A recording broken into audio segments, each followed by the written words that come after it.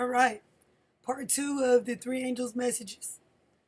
And where we left off in Revelation 14, 6, and 7, in the first part of the angels' messages, or the first angel's message. And we learned that the angels' messages are warning messages sent from heaven, given to God's angels to give to his servants, and his servants, the servants of Jesus Christ, are to proclaim those messages with urgency and quickness to the end time generation. And these three messages are to counteract the three messages that, or unclean spirits, that come from Satan. There is a battle between Satan trying to gather people on his side and God warning all those people who will listen to gather on his side because time is running out. So we'll pick up where we left off, recapping with Revelation 14, 6, and 7 with the first angel's message. And it reads, "And I saw another angel fly in the midst of heaven, having the everlasting gospel to preach unto them that dwell on the earth, and to every nation and kindred and tongue and people, saying with a loud voice, Fear God and give glory to him, for the hour of his judgment is come, and worship him that made the heaven and the earth and the sea and the fountains of waters." So, what we want to ask ourselves is, what is the everlasting gospel? Because it says the angel flew in the midst of heaven, having the everlasting gospel to preach unto us. So, what's the everlasting gospel? Well, the author or writer of the book of Revelation is known as John.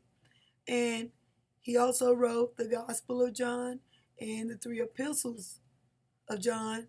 But this is the only time that he mentions the gospel. And not only does he mention the gospel, the words gospel, but he says it's the everlasting gospel. So that right there should stand out in our minds. So it's necessary to go to other places in Scripture to find out what the everlasting gospel is all about and the meaning of it. So, question number one, we're asking, why is it called everlasting? And we know from Scripture that the gospel is what Christ made possible. He came, for God so loved the world that he gave his only begotten Son, that whosoever should believe in him would not perish but will have everlasting life. So that's what we know as the gospel. Now, we have to go back to the beginnings, or the book of beginnings in Genesis, to find out, to understand about the fall and the meaning of the everlasting gospel. So God, that is to say Jesus, created all things, and he created Adam and Eve holy, innocent, pure, and righteous. And we notice that God clothed them in a literal robe of light that represented their righteousness, which is obedience to God's law. Righteousness is obedience to God's law. So that robe of light represented their righteousness. But when they sinned, that literal robe of light disappeared and they became literally naked. In Genesis 22 and 25 it reads, "And they were both naked, and the man and his wife were not ashamed."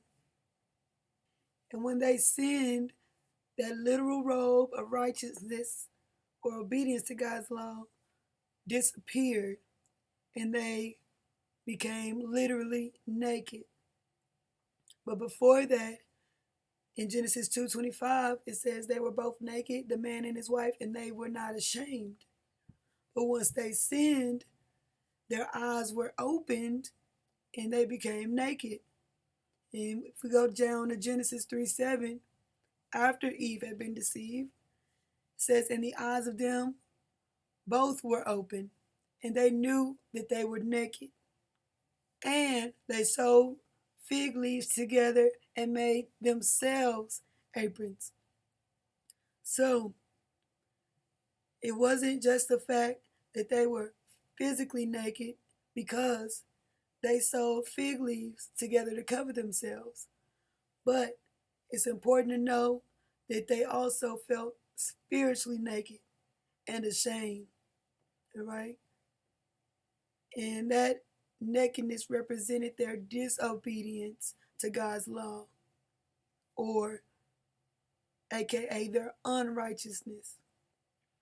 And the consequences of that unrighteousness led to death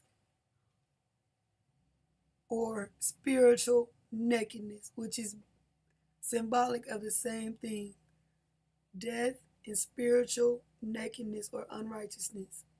And Paul wrote about it in 2 Corinthians 5, about the fact that spiritual death is referred to as nakedness.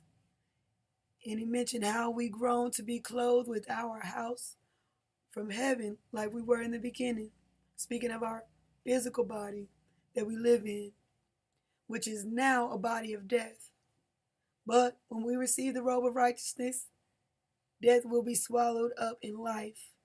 And that will happen if we accept the three angels' message, the everlasting gospel of it.